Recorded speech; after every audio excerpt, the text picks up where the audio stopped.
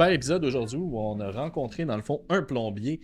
Et ma partie préférée du podcast, c'est quand il nous a raconté des anecdotes, des endroits un peu non habituels où il a fait des jobs. Oui, effectivement, moi j'ai aimé vraiment voir c'est quoi son parcours, puis voir c'est quoi la plomberie, parce que honnêtement, je ne m'y connaissais pratiquement pas. Donc on a appris vraiment plein de choses, puis j'ai trouvé ça super intéressant. Donc, merci de nous écouter. N'oubliez pas d'aller liker et partager, dans le fond, les épisodes et on vous souhaite une bonne écoute. Bonjour et bienvenue au balado Le CGA en connexion, un balado où on découvre une personne, mais surtout sa profession. Je m'appelle Roxane et je suis intervenante au Carrefour Jeunesse en Pas de Montcalm, et je suis avec Sébastien, intervenant au Carrefour de la Rivière-du-Nord. Salut Roxane. Salut! Comment ça va? Ça va bien, toi? Ça va super. J'ai vraiment hâte à notre épisode d'aujourd'hui. Oui, moi aussi. En fait, aujourd'hui, on reçoit Pascal Legault, excuse-moi, Pascal Legault, plombier depuis 24 ans, mais aussi propriétaire de chez Plomberie Premium dans la Naudière depuis 19 ans. C'est ça. Oui, il avait enchanté. Salut. Puis bienvenue à CGA en connexion. Notre premier segment, dans le fond, on va faire les mythes et réalités. Comment ça fonctionne, c'est que je vais t'inviter à piger, dans le fond, un papier, le lire à voix haute, et on va devoir se positionner. Est-ce que c'est un mythe ou une réalité? Et après ça, tu vas pouvoir nous expliquer ton point de vue à toi. Fait que je t'invite à piger un premier papier. OK. Un plombier n'a besoin que de force physique, les connaissances techniques étant secondaires.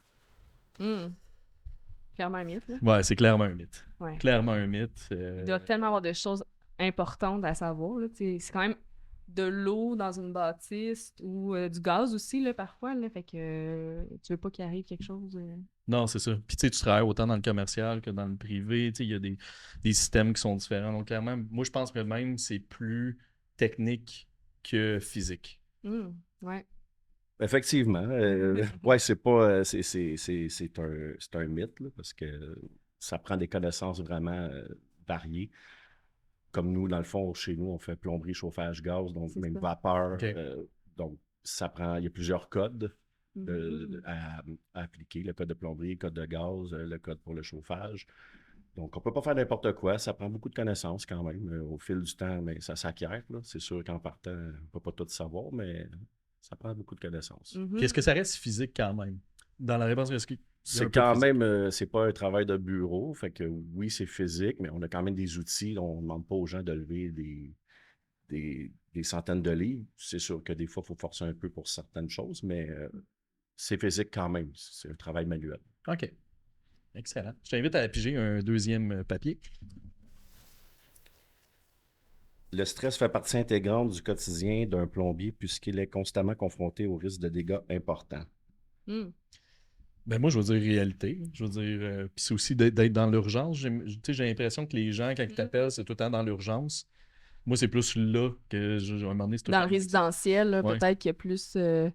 Mais aussi dans la complexité, tu sais, mettons un building de je sais pas combien d'étages, que faut que tu fasses rentrer l'eau ou le gaz ou peu importe pour le chauffage, j'imagine que ça doit être quand même stressant de toute cette logistique-là. Puis, Ouais. tu sais, outre le dégât, mettons, là, il y a aussi toute la partie de s'assurer que tout fonctionne bien puis que ça va bien se rendre jusqu'en haut puis tout ça. Là. Ouais.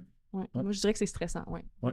Oui, effectivement, c'est une réalité. Ça peut être stressant, pas tout le temps, mais dépendamment de ce qu'on fait. Si on fait de la construction neuve, bon, on installe de la tuyauterie, ça va. Mais parfois, il faut faire des remplacements planifiés ou en urgence. Mais même planifié, ça peut être un 100 logements qu'on va fermer l'entrée d'eau complète pour remplacer ou remplacer des chauffe-eau d'un 50 logements. Donc, il faut s'assurer qu'à la fin de la journée, les gens ils ont de l'eau chaude et ça fonctionne. C'est ça. Donc oui, ça peut être stressant des fois, mais avec l'expérience, ça se gère. Mais c'est ça, j'allais dire, ça arrive-tu quand même encore qu'il y a des moments où tu hésites quasiment de prendre une job tellement que ça peut être stressant? Non, mais il faut planifier, il faut y penser, puis il faut être là avec la bonne équipe, les gens qui travaillent avec nous. Là. Ouais, c'est ça. Avoir On ne peut confiance. pas mettre des gens qui n'ont pas les compétences non plus pour faire ça, fait qu'il faut bien les équiper. Ouais. Mais bien planifié, puis habituellement ça va, mais il y a toujours des imprévus, mais c'est ça qui est le fun d'être entrepreneur. Oui, clairement. Excellent, je vais t'inviter à piger un dernier papier. Le stéréotype du plombier négligé est dépassé. Les professionnels d'aujourd'hui accordent de l'importance à leur présentation. Ben ça, c'est le cliché de l'image qu'on a là, du plombier. Moi, je vais y aller avec les deux.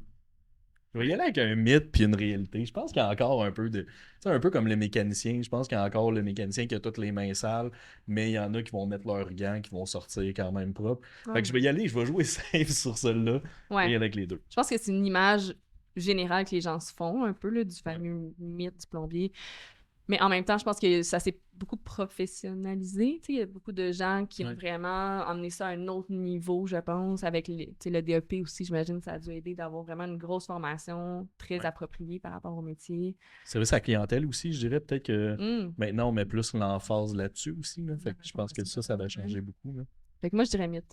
Ouais, je pense que c'est ça un mythe, là, dans le fond, parce que on est plus professionnel, je pense, que dans le passé. Puis même moi, je suis de ceux qui n'ont jamais voulu être associés à un déboucheur de toilette, exemple. Là. Parce que c'est carrément pas ça notre métier. Même il y a une spécialité que c'est des compagnies qui font quasiment juste ça.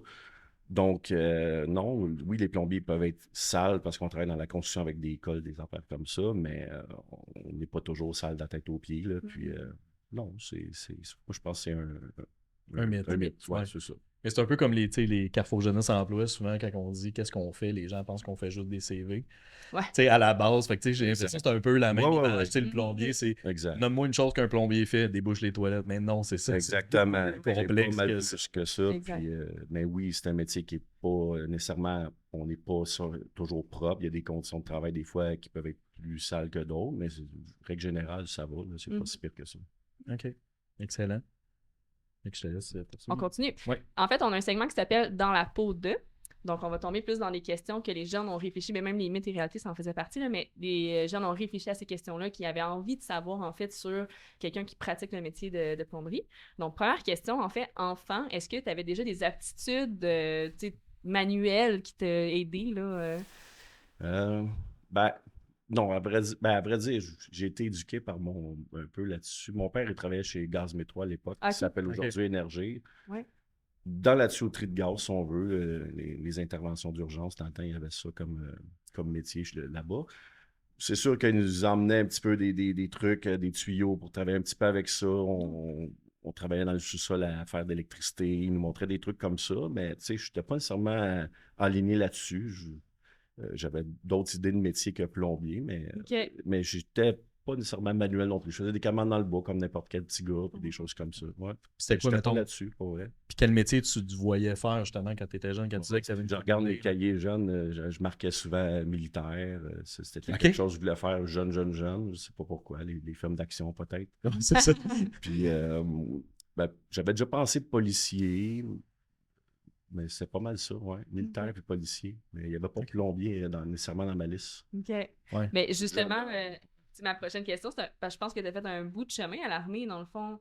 Qu'est-ce qui fait que tu es bifurqué vers la plomberie, finalement? Ce qui fait que j'ai bifurqué dans plomberie, en fait, mettons en arrière, vers 11-12 ans, j'ai demandé à mes parents pour entrer dans les cadets de l'armée. Ok. Fait que c'était un pas dans ce que je voulais aller comme militaire, jusqu'à l'âge de 16 ans. Après, à 17 ans, j'étais en secondaire 5, j'ai fait la réserve de l'armée. Je me suis enrôlé, ma mère a signé comme réserviste, comme adjoint médical. OK. Mais la plomberie est arrivée, j'avais pas choisi à la fin de mes études ce que je voulais faire nécessairement. Soit j'allais militaire. Puis mon père m'avait toujours dit, ben, si tu veux rentrer chez Gaz Métro à l'époque, ou tout ça, ben, va-t'en frigoriste ou plombier, ou tuyauteur, tu vas pouvoir rentrer là. Puis ça avait été aussi quelque chose qui était un peu dans ma tête, peut-être d'aller suivre comme mon père travaillait. Fait que je me suis inscrit en plomberie. C'était un peu comme ça, c'est arrivé. C'est mon père qui m'a lancé un peu la passe là-dessus, ouais, c'est ça. Excellent. Puis ton parcours scolaire, ça ressemble à quoi? Si, mettons, on part secondaire, as-tu eu des difficultés? Comment ça s'est passé, dans le fond, ton secondaire et après aussi? Là? OK. Secondaire, je n'étais pas quelqu'un studieux. J'étudiais pas. Mais j'ai toujours réussi sans étudier. Tu sais. Fait que je passais toujours. Je pense que j'ai juste coulé des mathématiques de secondaire 4, mais j'ai fini mon diplôme, mais j'étudiais pas, en fait. C'était-tu un manque de motivation? C'était la paresse? Qu'est-ce qu'il y avait T'es-tu capable de voir un peu qu'est-ce qu'il y avait en arrière? Ouais, c'est sûr, avec les amis, on niaisait. Je sais pas. Okay. Je sais pas, j'ai jamais étudié. Je sais pas. J'avais pas la motivation peut-être à l'école là, pour faire ces choses-là, mais je me disais je réussis, fait que j'étudiais pas. C'est comme ça. De toute façon, je réussis, fait que pourquoi? Ouais. J'étais pas intéressé, on dirait, quand j'étais jeune. Plus tard, j'ai développé l'intérêt là, à étudier des sortes d'affaires, écouter des documentaires, mais l'école, j'étais pas motivé nécessairement, mais j'ai toujours passé. Tant mieux. Puis c'est ça, puis par la suite, mettons, avec ton DEP, avec Ben, tout, c'est ça. t'as-tu eu des J'ai difficultés fini. aussi à Ben, travers c'est ça? ça. Ben, comme j'étais en réserve de l'armée en secondaire 5, j'ai fini mon secondaire 5, j'ai eu mon diplôme. J'ai été comme un 6 mois, 8 mois avant de m'inscrire en plomberie. Je travaillais avec l'armée, dans le fond, temps partiel, des fois Ok. temps plein des contrats, si on veut. Jusqu'à temps que je m'inscrive, j'ai peut-être attendu 6 mois pour m'inscrire en plomberie. J'ai fait un DEP en plomberie. Ça a duré, quoi, je pense, c'est 1 an. Puis après ça, ben, il y a eu des petits cours ici et là. OK. J'ai un OSP en démarrage d'entreprise. OK. Puis j'ai diverses formations, des formations de leadership que j'ai eu aussi là, dans les dernières années avec Énergie qui nous ont envoyé faire ça. L'école d'entrepreneurship de Beauce, des petits trucs comme ça. Ouais. OK. Mais j'ai pas été au cégep à l'université. OK. Puis t'as-tu eu dans ce parcours-là, t'as-tu eu des obstacles qui se sont présentés à toi? Dans le parcours de... Mettons ton DEP, à partir, tu sais, une fois que tu t'es inscrit en plomberie, as-tu eu des obstacles ou ça a quand même bien été puis ça a coulé parce que tu savais que Il tu n'y a pouvais pas pas? non plus tant que ça en plomberie. Ok. J'étais un jeune qui aimait ça, m'amuser pas mal avec mes chums. Puis j'avais l'armée, que j'y allais quand même toujours pendant que j'étudiais ça. Je travaillais comme pompiste. J'avais comme 2 jobs, là, l'armée puis pompiste. Fait que j'étudiais pas. J'ai devenu un peu plus sérieux dans le métier de plombier, un peu vers l'apprenti. T'as 4 années d'apprentissage, en tout cas, Ouais. dans le temps. Aujourd'hui, je ne sais plus, là, mais je pense que c'est 3. Mais à partir de la 2e année d'apprentissage, là, vers l'âge de 21 ans, peut-être, là, j'ai devenu un peu plus sérieux dans le métier. Mais au début, je ne prenais pas ça au sérieux. Là, tu sais. OK. Ouais. OK. Puis tu dirais que ça prend quoi comme qualité pour faire un bon plombier, mettons? Non, c'est sûr qu'il faut être, comment on pourrait dire, consciencieux là, dans ce qu'on fait. On ne peut pas faire ça à la légère, là, parce que si tu es négligent ou tu fais pas les choses comme du monde parce que tu dis, ah, c'est pas grave, mais il y a des conséquences majeures après, là, une fois que des murs sont Ben tombés. oui, Donc, il faut être, c'est ça. comme on dit, je cherche le mot. Ben, attention. Minutieux, sûrement. Faut être minutieux, c'est ça. Il faut être minutieux, puis On parle des besoins de base quand même. Faut Là, quand les même- gens, il faut qu'il y ait de l'eau, il faut qu'il y ait du c'est ça. Il chauffage. faut être ponctuel, minutieux, puis faut être fier de son travail. Il ne Mhm. faut pas botcher, là, en fait. Je comprends. Ou tu sois autonome aussi. Là, tu sais, clairement. Très autonome, puis débrouillard. Hey, c'est ça, Ouais. exactement. Débrouillard. Il faut que des fois, c'est une façon de travailler. Il n'y a rien de nécessairement facile. Des fois, il faut que tu t'inventes un outil pour faire quelque chose, arriver à Ouais. tes fins. Il n'y a rien d'écrit dans les livres pour faire ça. Mhm. C'est comme la mécanique automobile, j'imagine. Le mécanicien, il a un truc pour aller défaire un boulon mal placé. Ben, Ouais. en plomberie, des fois, on a une valve cachée au-dessus d'un conduit de ventilation pas accessible. Puis, fait que c'est ça. Il faut être très débrouillard. Ça, c'est la qualité, je pense, première. Puis, très pointilleux dans ce qu'on fait. Là. Mhm. Puis, tu sais, en lien avec ce que tu viens de dire, j'ai 2 questions Ouais. qui sont pas écrites que je rajoute. D'un, c'est quoi l'outil le plus bizarre? Avec quoi tu l'as créé, cet outil-là? Justement, tu sais, quand tu dis que tu n'étais pas capable d'aller rejoindre de quoi, y a-tu quelque chose de rabouté? Ouais. Puis... Là, j'ai vite dans même qui me vient juste des fois pour mettre du téflon dans un endroit mal placé, ben prendre un tournevis, enrouler du téflon alentour, puis aller le faire avec ça. Et je sais pas, il y a plein de petits trucs. Je pourrais pas te dire un en particulier à part de ça. Là. OK. C'est de la créativité là, qui Oui, va oui, être oui. utile. c'est ça. Il faut Ouais. utiliser son cerveau tout le temps. Là. Ouais. Ouais. Ouais, puis il faut être créatif un peu parce que quand on fait de la plomberie, il y a beau avoir un plan, mais c'est nous qui décide où on passe. Là. Fait qu'on, oui, on crée notre parcours de tuyaux, Ok. puis là, il y a des choses à contourner, de la ventilation, de la protection incendie, l'électricité. Donc là, OK, on va passer là. Fait qu'il faut que tu visualises ton travail aussi, Mhm. ton parcours de tuyaux, Ouais. qu'est-ce que tu vas faire Ouais. dans le sol, n'importe quoi. Fait que, ouais, il faut être quand même créatif, je pense, un peu. Il OK. faut être ouvert d'esprit, ça, un peu. Ouais. Mm. Ouais. Puis ma deuxième question, c'est, tu sais, on en a déjà parlé un petit peu avant de commencer le balado. C'est quoi l'endroit le plus inusité où est-ce que tu as fait une job ou que tu as été appelé dans le fond pour faire une job? Ouais, ben, quand j'étais apprenti, là, je travaillais pour une compagnie là, à Montréal, puis on avait une job à la prison de Sainte-Anne-des-Plaines. Et puis, travailler dans une prison, c'est quand même touché. Là. Juste rentrer avec nos outils, tout compter, les lames au complet. On est toujours surveillé tout le long. Puis quand on sort, il faut avoir tous les outils, les lames, on ne jette rien. Puis, ben, à un moment donné, on avait un soudeur qui travaillait là, à l'extérieur. Il soudait un tuyau d'acier très près de la bâtisse. Puis le feu avait pogné. Là. Et j'avais couru avec un extincteur pour éteindre ça parce que ça aurait pu être grave. Et Puis, là là. puis on a travaillé aussi dans les genres de catacombes un peu en dessous de la prison. Wow. Ouais, des endroits que je savais même pas que ça existait. Ben, j'étais jeune, j'avais 22 ans. Puis on avait vu une genre d'aquarium en dessous des cellules, parce qu'on travaillait vraiment dans les sous-sols, puis on avait posé la question c'était quoi, puis il disait ça, c'est quand il y a un détenu qui est suspecté d'avoir quelque chose, il l'envoie dans une cellule à part, puis il fait ses besoins dans la toilette, puis ça se ramasse d'un aquarium en dessous Oh mon pour Dieu! aller vérifier les... Les selles. Ouais, c'est ça. Ouais, Ah. fait qu'on avait vu ça, j'avais trouvé ça bizarre. Là, Ouais. mais après ça, il y a quelques années, j'ai vu ça dans des documentaires, là, peut-être ils ont ça peut-être dans les aéroports pour la douane, j'imagine, quand ils suspectent Ok. quelqu'un, ils vont l'envoyer dans une cellule Ouais. pour ça. Puis, Et là, Hey, je savais pas. exact. OK. Ouais, fait que ça, c'était un peu inusité. Puis est-ce que tu as déjà vécu des situations où il y a un dégât monstrueux, tu te dis, oh mon Dieu, comment on va prendre ça? Comment as-tu vécu une situation d'urgence? Des gars, j'en ai vu beaucoup. Bon, monstrueux, ben, c'est jamais le fun, là, des fois. J'en ai vu dans des tours à condo, des vendredis soirs, me faire appeler quand j'ai commencé en affaires, puis c'était un tuyau de bain qui fuyait, mais le corridor était plein d'eau, Oh, 4e mon étage. J'en ai causé moi-même, des valves qui ont cassé dans mes mains. Oh non. Et puis là, j'avais le doigt sur le tuyau, puis la pression, puis j'étais tout mouillé, puis là, je suis pris pour avoir de l'aide. Fait que oui, c'est déjà arrivé. Ça m'est déjà arrivé à l'hôpital Rivière-des-Prairies. Je soudais dans un armoire un tuyau, puis il y avait de l'air en arrière de la valve, puis moi, je voulais souder, en avant de la valve, mais quand j'ai chauffé, la valve, elle a dessoudé du côté pression, mais c'était de l'air, parce que normalement, quand il y a de l'eau, ça ne dessoudera pas. Ah, Vu qu'il y avait de l'air, la valve a dessoudé, puis l'eau est arrivée. J'étais dans un hôpital, là, fait que ça aussi, j'étais pas tout seul, mais j'étais tout mouillé. Ouais. Il n'y avait pas juste la valve qui avait de la pression. Ouais, Donc, exactement. Ouais, c'est arrivé plusieurs fois. Ouais. Puis Ok. un plombier, ça conjugue comment son horaire avec son quotidien? Parce que justement, les urgences, ça arrive n'importe quand.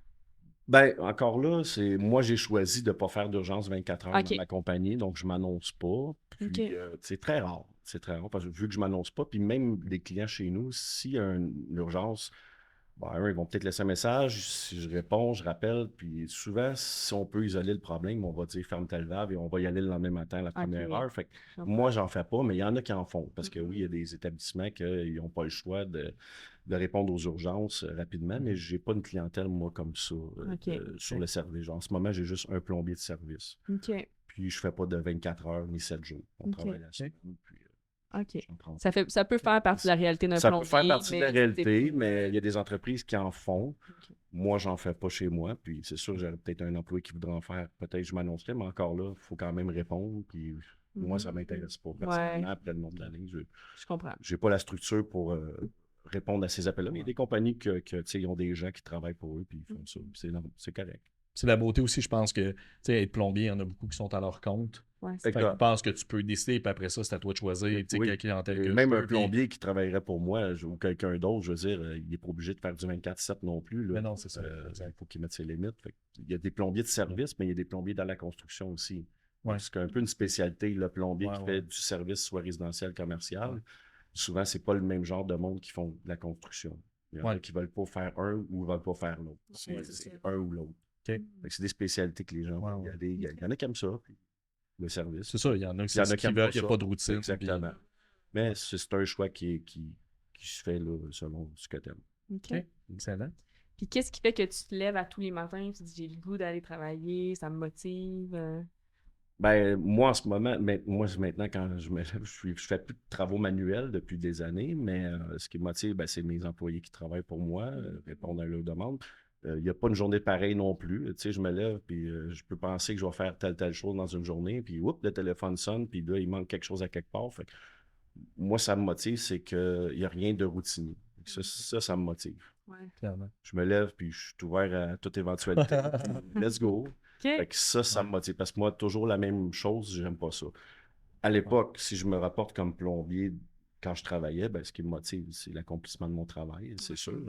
C'est sûr qu'il y a des jobs peut-être moins le fun des fois, mais c'est pas toujours pareil. Tu sais. Fait que Mhm. c'est ça. Ce qui est motivant, c'est le nouveau, telle sorte de job que tu aimes plus. Tu sais, on a des choses qu'on aime plus que d'autres, mais il faut tout faire à un moment donné. Mhm. Ouais.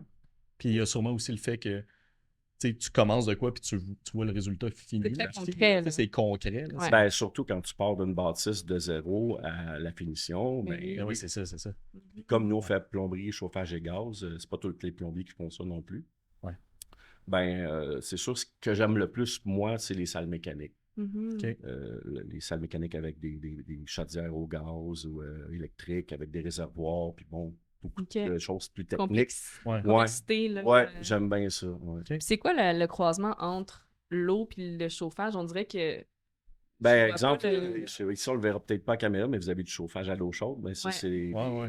plombiers chauffagistes, on va dire, parce que c'est de la plomberie, mais c'est disons plus chauffage. OK. Ben, c'est pas le même système. C'est une chaudière, mettons, qui va chauffer cette eau-là, soit électrique, à gaz ou même à biomasse. Il y a plusieurs Mhm. sortes. Mais la plomberie d'eau domestique, c'est d'autres choses. Tu sais, ton Ok. eau pour boire, ta douche, tes toilettes. Mais ça, c'est du chauffage. C'est de l'eau qui circule dans des tuyaux C'est ça. chauffés, mais cette eau-là, tu peux pas la boire. C'est de Mm. l'eau qui est toujours recirculée dans le système Ok. en boucle fermée. Fait que c'est comme le principe de tuyau, que ce soit du gaz, que ce soit de l'eau. Ouais, Ça c'est- reste un peu la même mécanique.